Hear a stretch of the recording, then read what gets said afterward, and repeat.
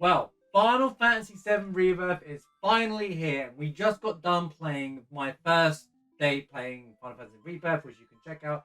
I am uploading my playthrough every single day of where I've got to as like full VOD, so it's unedited. So there might be some things that you just kind of move past, but I'll put timestamps in those. But Final Fantasy VII Rebirth, wow, what a start to the game! Today, I'm going to talk just to have an idea of what we're talking about. I'm going to talk about my first impression, the first moment to start the game, chapter 1, and the start section of chapter 2. That's where I got up to during my first day of playing Final Fantasy Rebirth, and continuing the journey after 4 long, wonderful years of trying to get ready for the second part of the game to come out. My God, was it worth it? So, the game starts with Zack, and it doesn't even like how remake is started off and it gets like and it's like kind of calm, sets the tone. Rebirth just goes straight into it. It shows you some scenes of like where of the events of them they're running away from the bike, and then Zack turns up and sees that the people that he doesn't know who Barrett and Tifa is, but he sees Aerith dead and somehow saves her. Red crashes the helicopter, and then like Zack thanks Red, and it's just like it's just actually that was just such a crazy start to the game. Um, and they let you play as Zack, which obviously tells you straight away you will be playing as Zack at some point during the course of the game. Um, Again, I stand by the timelines theory. It doesn't really like show that it feels like it is the same, but it isn't. You don't really know. They're keeping it a mystery at the start of the game. Very clever. Because they mentioned the tornado even with the main party around like Calm. So it's kind of all, unless it's like some broken radio transmissions between the two worlds, if it's still a thing. Otherwise, why would the party be alive in two places? Not going to get into that right now. However, then the game starts with a flashback, which is going to be the core of today's conversation. And boy, did they land it. I have been really excited to see how they were going to deliver the Calm flashback from the events of Nibelheim, quote unquote, 5 years ago, for a long time. I said they'd always start the game with a flashback and how Cloud's interpretation of the events that have proceeded. And they did a great job of just introducing it. First and foremost, when you see Cloud, right? He isn't just the Cloud that we know from Remake. He's more of a younger, more energetic, or if you play Crisis Core, he has the same motions, movement, and even speech, even more slight speech of Zack. Not just down to the squats, down to his movement, his actions, the way he sings, his attitude, and then even then with the soldier that most people know is actually Cloud. You can see that they don't even hide the fact that real Cloud is there, and they give hints to it. And what you can say, it was kind of obvious that the hints are there. It's very they subtly put it there for those who don't know, kind of thing. Although that kind of gives it away, or makes you question. It makes you question the whole thing. And it's an imposter. The whole imposter syndrome is there. Then you get to Nibelheim, and normally Nibelheim's always been quite a secluded, not many people living there. 5 houses, like 20, not even 20 villagers. But you get there, and it's like a bustling village, and there's a mayor, there's like people, there's kids running around playing rock, paper, scissors. I loved it. I loved the idea that they made it more than what it than just the little bit of, that it is. They really homed in on creating the environment, which really sets up the tragedy that's about to occur. You see in this nice village, all these people, this wholesome community, and then if you know what's coming, you know what's coming. It really sets the tone for what's coming.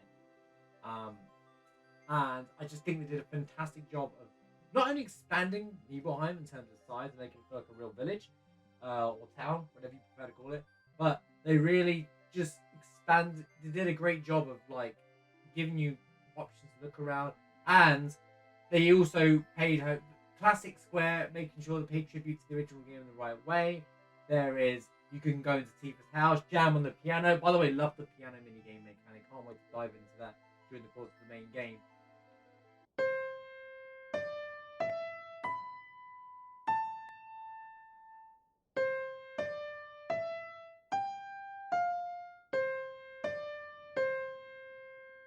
But you can go for her drawers.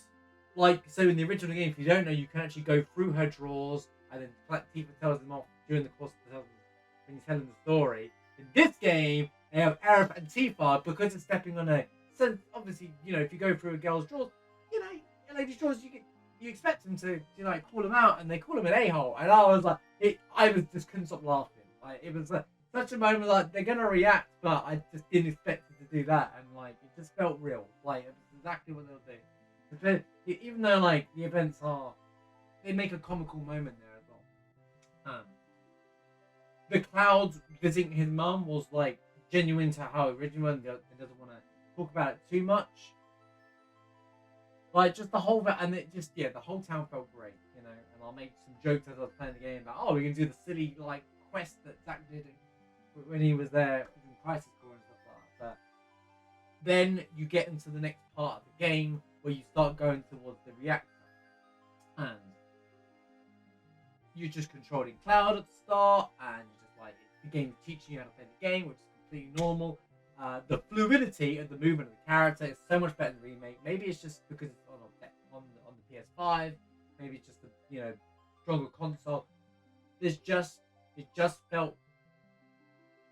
Now, I haven't played remake in a while, to be fair, like over a year. So maybe I just missed it, but it was just definitely felt like a vast improvement to the game. It felt like a massive improvement to the remake in terms of like the fluidity and setting up the combos. And it still has the mechanics, like the stagger mechanic, which was very good in the remake. And it's still, if you played the remake, you had that familiar feeling of the same thing, but they've expanded on it a bit further. The menu and the UI is got to be one of the best improvements for visuals. Like, I didn't even dislike the remake's UI. I liked the remake's UI, apart from going into your weapon upgrade. But they have just outdone themselves this time. It's nice to see the characters in the menu. You can do it. Because I actually liked that in even Final Fantasy 15, where you saw the 4 guys up against the wall, and but now it zooms in on them. You can it's nice and easy to change. You don't have to go into menus upon menus and things. It's just nice and easy to control. Nice and one system. Very well done. Very well done with the UI. Very smooth as well. No loading in between them all. And the events are pretty good. The events are, the events are happening towards it. The conversations setting up. They make a comic. Tifa is portrayed extremely well. She's kind of like rebelling. Before they leave anyway, she kind of tries to rebel against. She goes through that phase. And even though I really want to point out, even though I've kind of missed this the first time I said it, there's this conversation between her dad and the mayor about last time Tifa went up the Nibelheim Mountains. Do you remember what happened? Which is obviously a shout out to, if you know the original game, when she was a little kid, she went up the mountains to find her mum who passed away, or thinks she's her mum had walked beyond the mountains and didn't understand that her mother had passed away at that point. And her overprotective father was trying to stop that from happening again. Really cool way of delivering that. Like, really, really enjoyed that. Zangan as well. Wow, what a character. What an introduction. There was a lot of close-ups. There was a lot of I am Zangan. But he was really cool. I really liked what they did with him. He's got his own theme. I reckon he'll show up around Wutai. I reckon he's probably where he's hiding out. He's important to Tifa's lore. But they're introducing him the way he did sets him up as a character that we may ever come across during the course of Rebirth, or at some point during the story again.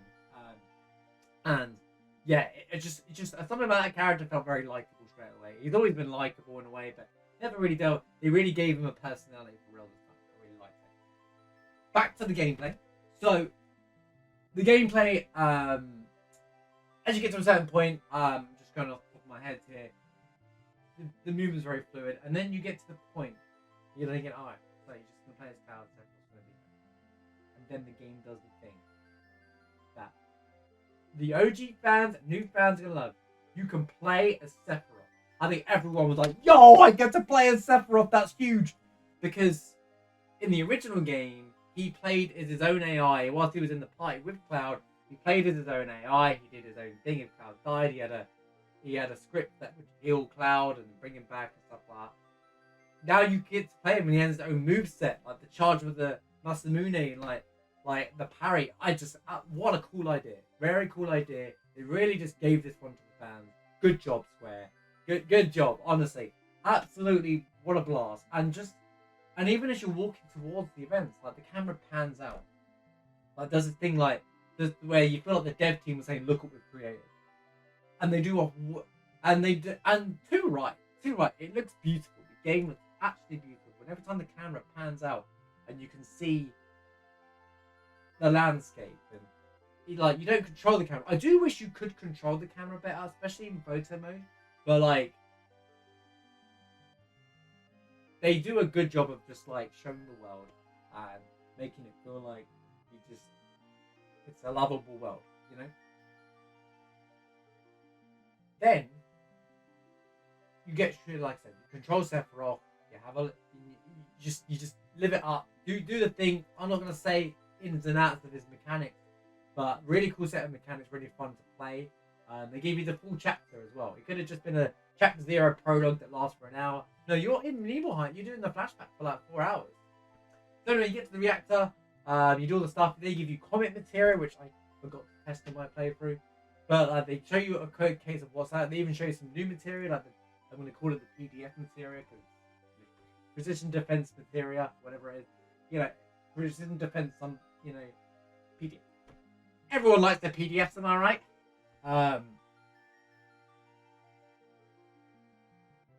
You get to the reactor, and Sephiroth has that moment where obviously we're expecting him to change, because he did a great job. And Barrett even says it during Cloud telling the events of the story. But you're portraying Sephiroth this really stand-up guy. Why do we hate him? Why is he so evil? And then Cloud's like, I'll get there. And they actually do a really good job of making you really like Sephiroth, just like you do in Crisis Core. And then he changes because of the events that happen, and obviously he realizes that he's an experiment and more to that, which causes him to break his mental.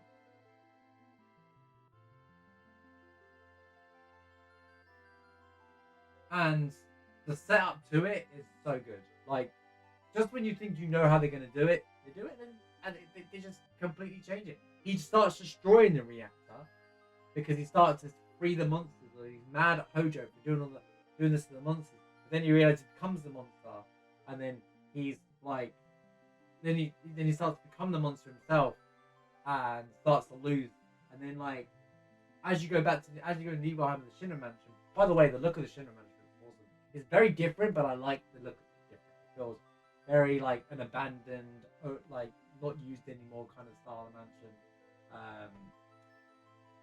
With the destroyed stairwells and all that kind of stuff. I was just kind of like, yeah, you know what? That's kind of pretty impressive how they did it. Went down the elevator shaft and the events happen. He talks about really important plot points about the discovery of Geneva, which is actually in the original game, but he expands a bit more. And then obviously gets to the point where Sephiroth switches completely before he burns down Nibelheim. And it's so good. I also really like the line where Cloud's like, it's kind of like the something's a bit suspicious. Cloud walks in, hey Sephiroth, what you got there, buddy? Kind of like, it was such a funny moment. But then as Sephiroth has completely turned at this point, the music does a really slow version of One Wing Go, and then the shadow with the light and the candles, just what a delivery on the scene. And then he walks out, yeets Cloud across across the screen, takes him out, and then he moves forward outside of it, and then you get to the town being burnt down, right? And you got to remember, this is where Cloud's memories get completely fuzzy, even more than they ever did before, because he's remembering his real events and the fuzzy Zack potential memories. In fact, it's not even Zack memories. I think it's more of he just thinks he's a soldier. He thinks he's what Zack was, and he's thinking what he would have done in the situation. But then him losing his power in his leg, so the rubble falls on Cloud's legs, right? And he can't walk around anymore. That happened to the real Cloud, which is why he's probably knocked down to the ground, and he's trying to get back up. So that bit is the real part of Cloud, and then the rest of it he still thinks he's a soldier, so it takes him a while to get back up, and then he gets up, and then he it's like the memories are deceiving him as just telling the story. Really cool way set up, and everything about it is really authentic. You can feel the tragedy, you can feel the terror that's happening.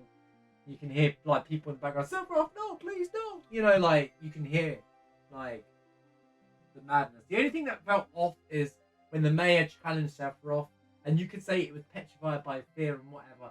It was odd that they didn't even try to shoot. If they shot at Sephiroth and then he dodged them because he's a first-class soldier anyway, like way more interesting. But for some reason they made, and it wouldn't have been so obvious if he wasn't super.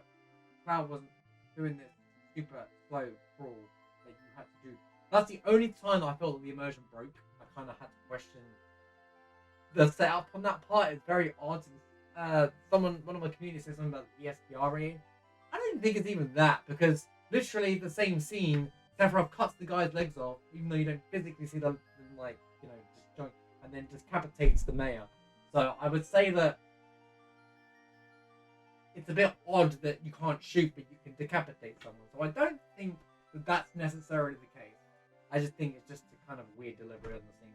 It could be those ESPR ratings. So I'm not denying that it isn't, but at the same time, you know. But then obviously the events where he goes to the reactor, tries to challenge him, and then nothing happens. The setup, the challenge, they really like in the original game there's that flicker between the two. They do that in like an anime style in this thing where it's like you see Sephiroth, you see Cloud, and it's just like a challenge and then that's it. And everyone's like, wait a dang minute. But the whole Nibelheim section was an absolute blast of play, and I was in it for like 3 hours. Just down to playing as Sephiroth. I didn't use Cloud once during that. I think I barely used Cloud in that section after once you could use Sephiroth. Like, he was just so fun to play. Fighting Materia Keeper was really fun. I really liked little things like where Tifa, even though Cloud's telling the story, Tifa would be like, yeah, the mayor was really like disappointed that they couldn't. He was really excited for the soldiers to come and he wanted to have dinner with them.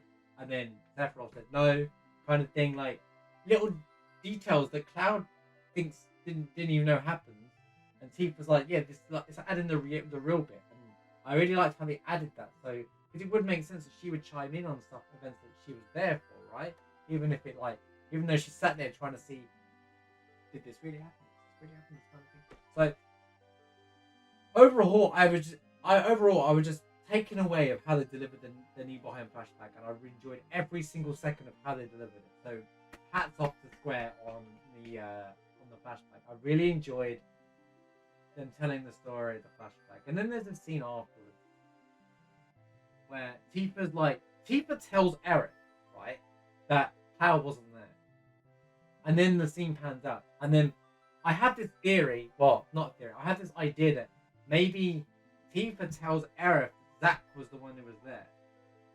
And then Eric was obviously trying to help Tifa and Cloud communicate a bit. There's a scene later on where Tifa and because Tifa and Cloud have an argument. Cloud's a bit of a. I don't understand why Cloud gave Tifa the cold shoulder the way he did. But whatever, you know, he's probably thinks that his events are real, and she's trying to say that didn't happen, and he just was denying that, or he just wasn't ready. And obviously, every time he tries to think of the truth in his head, that brain desync happens.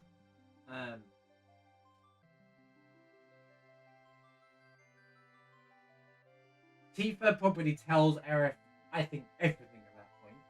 And Aerith may know about Zack being there or not. Irrelevant of all that, very interesting conversation.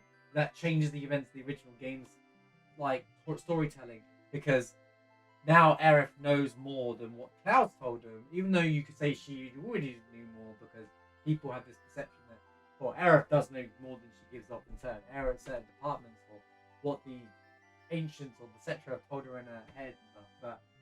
But in terms of Tifa actually admitting that Cloud wasn't there 5 years ago was huge. And then Tifa looks like she's ready to have that conversation with Cloud, but then Cloud just disacknowledges her views and think, what, you're trying to say that, and then gets offended by the fact that he says, are you an imposter? And he doesn't know what to do with that information, because he does kind of doesn't deny that she thinks she's not real or something like that. So it kind of you would be offended for someone that you think you trust. So there's this whole, and she kind of even says that after, she felt like she knew Cloud, but actually she's not the Cloud that she thought he was. And then it sets up exactly what it does in the original game, where that Tifa later on, like for example, the gondola scene later on in the original game. I feel like are you really Cloud? Are you, chasing you? Kind of thing. Like, it feels like she doesn't realize.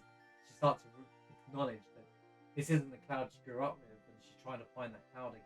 Which is exactly what happened in the original game, where she, when they fall into life, she tries to find the Cloud that she grew up with. The real Cloud. So they've done a good job of kind of setting that whole thing up in a unique way. But yeah, the whole chapter 1, I absolutely had a blast with. Man, I cannot wait to see how they develop that part of the story. Especially when we return to Nibelheim during the course of the game. Like, it's going to be very exciting to see them unveil more of the mystery of what was there. Also, I like the expansion of climate. I like the expansion. It wasn't just a 2-minute trip to the reactor. As you look around, you really got this feel. You're in the Nibelheim Mountains. There's a few more Shinra facilities. It's not just straight to the reactor kind of thing. And they also acknowledged that the Nibelheim reactor was the first reactor, not Gungaga, which is interesting. Because in Crisis Core, Zach also said there was a reactor there that was built. So I don't know. I never really looked into the timelines of which was the first reactor. But in the remake canon, they've said that Nibelheim was the first one, which means Gungaga must have been the second one. So nice bit of history lesson there. Now, chapter 2 begins, and then you have this beautiful view of what Calm looks beautiful. Oh my god, well, it looks so nice. Like, they've really taken in European kind of city style, but really kept Calm the way it is with this wall, with the castle fort walls there, and just the has its own community. The city itself is bustling. It's not just a few people dotted around and NPCs doing the same thing as people walking around doing their thing. There's all the conversations that happen in the background, like you did in the PS4 version of Remake, but they have taken it another step along. The city felt alive. You got people randomly dancing. You got people at a bar. There was just so much to do in terms of interactions. I just spent an hour walking around the area. It was so fun to just take in Calm, and that was just Calm. That's just Calm. That's not encountered for the rest of the game. We're going to get into. You have this thing called Party level, which is new to the game, and it's based off your interactions with each character, which also affects some abilities. I also love the fact that they kind of emphasize that you want to do these extra things to increase your party level to give you more abilities in the game, which means that it kind of it's almost punishing people who want to rush for the game. They're Square are no, you're not going to rush our game. You're going to play our game, and you're going to play it and give it the time it deserves, kind of thing. And I kind of like that. I kind of like that. I know, there's no shade to people that want to rush the game. But it's not.